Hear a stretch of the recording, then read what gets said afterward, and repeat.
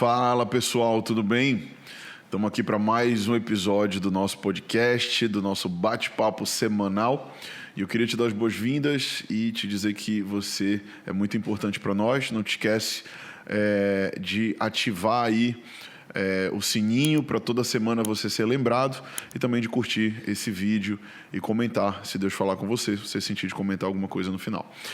Vamos direto ao assunto. Hoje eu queria compartilhar com vocês sobre batalha invisível, as armas que te paralisam. Eu sei que todos nós, em algum momento, se você é crente, se você é cristão, em algum momento você já enfrentou uma guerra espiritual e você já teve ou já sentiu uma resistência. Eu creio que todo cristão, eu sempre digo isso, se você é cristão e você não passa por resistência espiritual, você não passa por guerra espiritual, tem alguma coisa errada com o teu cristianismo. Ou você não está lutando contra o inimigo, ou você não está avançando no reino de Deus, e talvez você está inerte. Se você está inerte, isso significa que realmente você não está fazendo nada em prol do reino de Deus. Se você não está fazendo nada em prol do reino de Deus, então o inimigo também não vai tentar te resistir. Eu sempre digo que se a tua vida está confortável demais, tem alguma coisa errada com o teu cristianismo. Jesus não nos chamou para nós ficarmos parados ou paralisados. Pelo contrário, eu creio que o reino de Deus está em movimento. Tá bom? Então eu queria iniciar esse podcast falando que você não pode, você não deve buscar armas naturais para solucionar problemas espirituais. Quando a gente vai ver lá em Mateus, eu vou abrir aqui Mateus capítulo 4, versículo 1, a gente vai ver as tentações que Jesus enfrentou pelo diabo no deserto. A gente vai ver que Mateus capítulo 4, Jesus é levado, no versículo 1, Jesus é levado pelo Espírito ao deserto para ser tentado pelo diabo.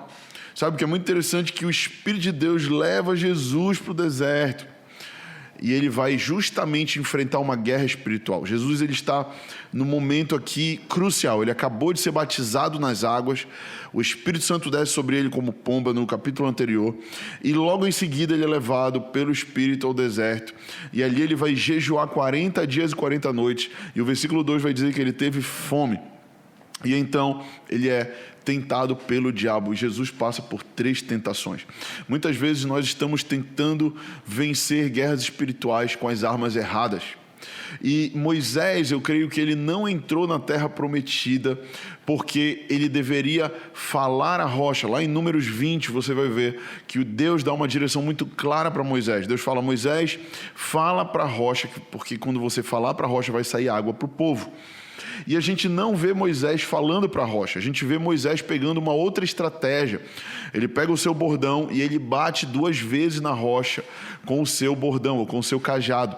O que isso mostra? Que Moisés estava tentando usar uma estratégia espiritual do passado para resolver um problema atual. Deixa eu te falar uma coisa, nem tudo aquilo que Deus te direcionou no passado que funcionou vai funcionar nessa estação.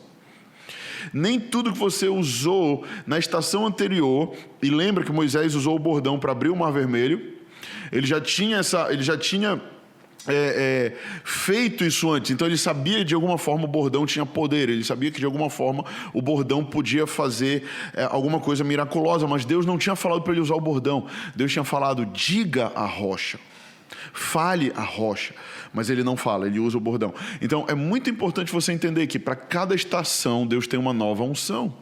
Às vezes a gente está numa nova estação e a gente está querendo usar a unção do passado, ou a gente está querendo usar as estratégias do passado, sabe? Então eu quero te falar isso. Às vezes nós temos uma estratégia natural para nós vencermos guerras espirituais e cara, você não vai vencer guerras espirituais com armas naturais.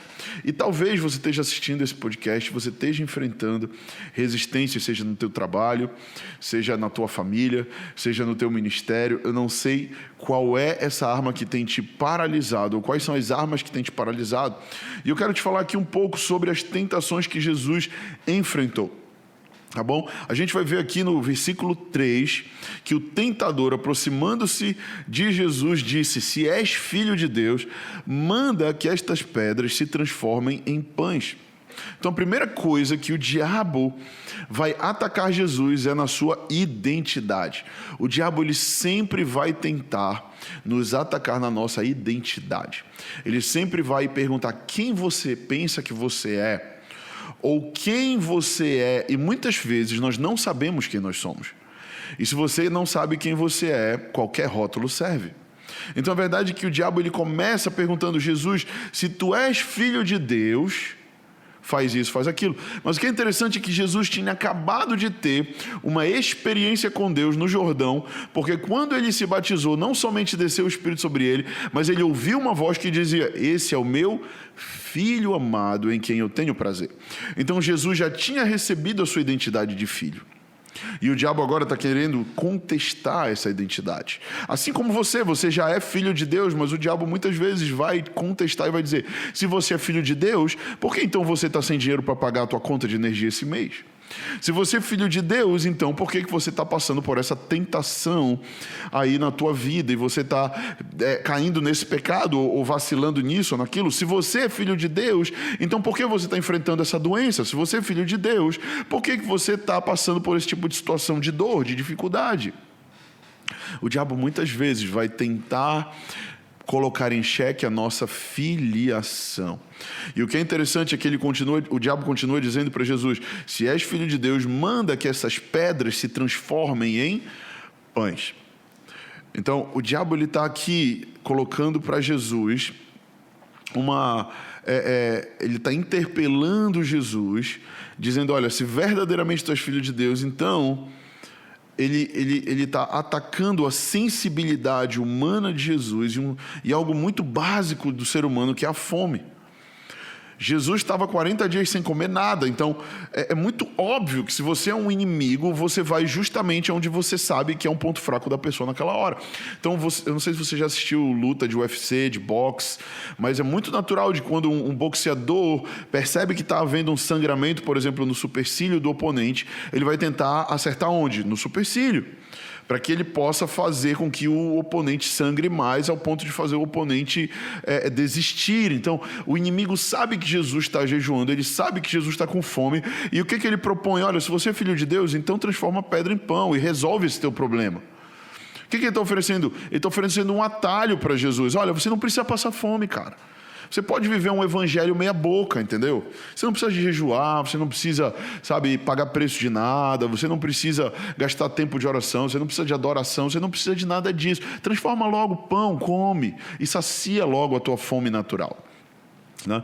E Jesus faz aquela resposta que eu creio que você sabe. Jesus vira para ele e diz: nem só de pão viverá o homem, mas de toda palavra que procede da boca de Deus. O que Jesus está dizendo? Olha, a minha vida ela não é somente natural, a minha vida ela é uma vida espiritual. Eu não vivo só do pão natural. Na verdade, o que me alimenta mais do que o que alimenta a minha carne é a palavra de Deus que alimenta o meu espírito. E eu não vivo pelo natural, eu vivo pelo espiritual. Jesus entende que o seu espírito pode dominar a sua alma e, consequentemente, dominar o seu corpo. E ele tem domínio dessas coisas. E ele está deixando muito claro isso para o inimigo, de que é a palavra de Deus que o sustenta. Eu quero te perguntar, quem é que tem sustentado você? Será que você tem sido sustentado pelo teu salário? Será que é o teu salário que te sustenta ou será que é Deus que te sustenta? O que tem te sustentado? É a comida na mesa que te sustenta? Ou é o reino de Deus que te sustenta? É a glória de Deus que te sustenta? Sabe, o que sustenta o teu casamento? É o teu amor carnal pela tua esposa? Ou será que é o amor de decisão da cruz que você tem por ela?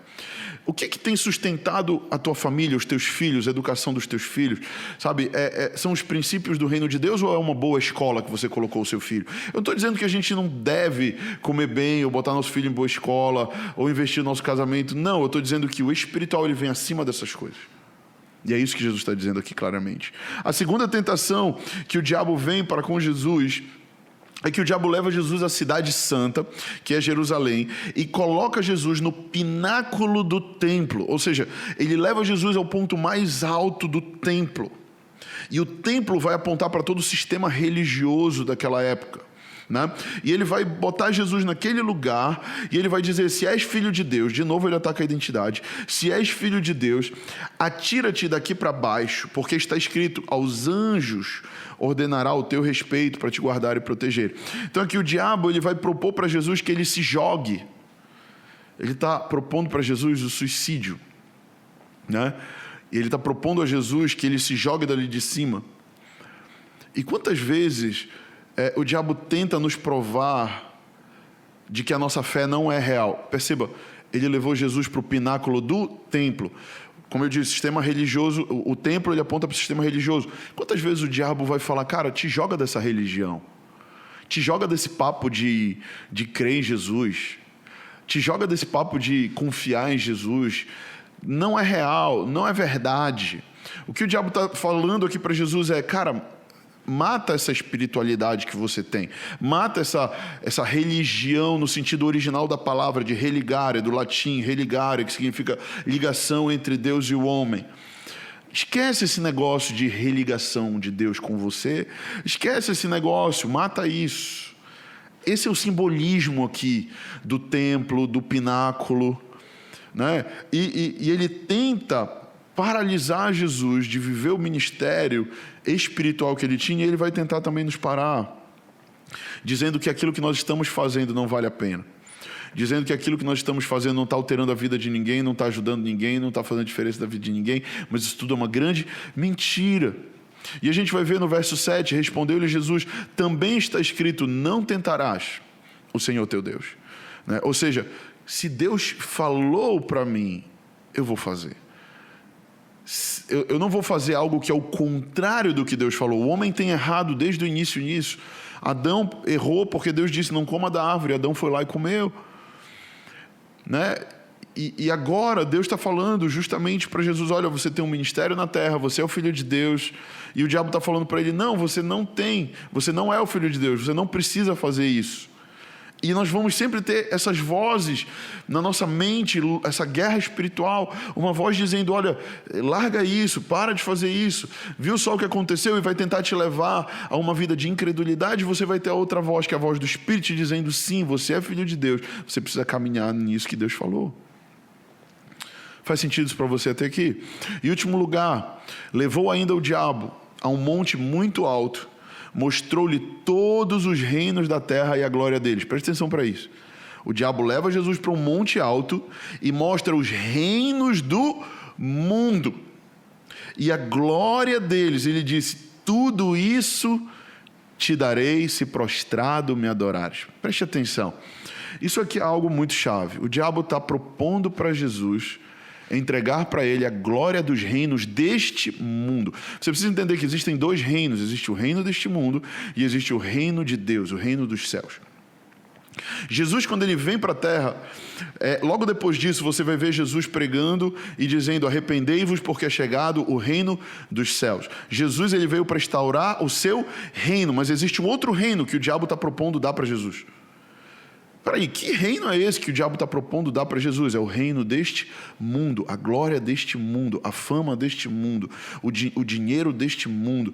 Eu não estou dizendo aqui que a gente precisa ficar pobre, largar tudo, não é isso que eu estou falando, mas existe algo nesse mundo onde é regido pelo diabo, porque se não fosse regido pelo diabo, ele não ia propor dar para Jesus.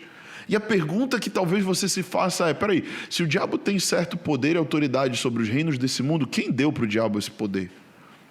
Eu vou te lembrar que lá no início de tudo, quando o homem pecou, lá em Gênesis, quando o homem desobedeceu a Deus, Deus tinha dado a autoridade do mundo para o homem, para Adão. Mas quando Adão desobedece e peca, Adão está automaticamente transferindo a autoridade que era dele para o diabo. Então, talvez você pergunte: por que Deus deu para o diabo o mundo? Deus não deu o diabo para o mundo. Deus deu o mundo para o homem. Quem deu o mundo para o diabo foi o homem.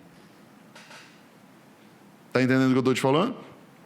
E agora o diabo está tentando governar sobre o Rei dos Reis, o Príncipe da Paz, o Senhor Jesus. E Jesus está aqui diante de uma possibilidade de um atalho, dele estabelecer um reino de uma forma mais rápida. Mas Jesus sabia que o reino que ele estava vindo trazer não era o reino desse mundo, mas era um reino nos corações dos homens. Era um reino espiritual. Então, é muito importante a gente entender esses dois reinos aqui. E eu sei que a gente já está com o nosso tempo aqui estourado do nosso podcast, mas eu sinto o Espírito falando de uma forma muito clara. Eu quero ir para o final desse podcast dizendo a resposta de Jesus para o diabo. Olha só, no verso 10, então Jesus lhe ordenou: retira-te, Satanás. Perceba, ele só não responde como ele já dá uma ordem que o diabo saia. Retira-te, Satanás, porque está escrito: ao Senhor teu Deus adorarás e só a Ele darás culto. O reino que você adora é proporcional ao Deus que você serve. Se você, Jesus está dizendo aqui, ao Senhor Deus te adorarás e só Ele darás culto. Então, se eu adoro e eu presto culto ao Senhor dos Exércitos, o meu reino é o reino espiritual. Mas se eu adoro e presto culto para qualquer outra coisa que não seja Deus, talvez eu esteja servindo o Deus desse mundo, o Deus deste século, que é o diabo. Eu sei que isso é algo forte, mas eu creio que isso também é muito revelador. E o verso 11 diz: com isso deixou o diabo, e eis que vieram anjos e serviram a Cristo. Então também quero profetizar sobre a tua vida que você já venceu. Jesus disse: toda autoridade me foi dada nos céus e na terra, portanto, ide e fazei discípulos de todas as nações.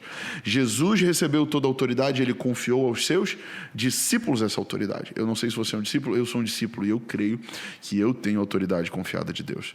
Eu quero profetizar sobre a tua vida essa autoridade da parte de Deus, para que você possa também pisar serpentes e escorpiões, e nada, absolutamente nada, nenhuma arma espiritual forjada contra você prosperará. Por quê? Porque nenhuma dessas armas podem te paralisar, porque a autoridade de Jesus está sobre você. O diabo tem algum poder? Tem, mas ele não tem autoridade acima da autoridade de Jesus. Jesus disse: toda autoridade me foi dada no céu e também na terra. Quando Jesus morre na cruz, ele resgata o plano original. Aquela autoridade que o homem perdeu lá no Gênesis, Jesus resgata, e agora ele tem toda a autoridade. E ele confiou essa autoridade a mim e a você, para que o diabo não possa mais parar aquilo que nós estamos fazendo, pelo nome de Jesus. Amém, pessoal? Eu espero que você esteja aí com o seu tico e teco brigando aí na tua mente. Eu espero que você esteja realmente pensando em tudo isso que eu estou te falando e que o Espírito Santo esteja falando com você. Se você gostou, não esquece de curtir, compartilhar, e a gente se vê no próximo episódio. Deus te abençoe e até lá.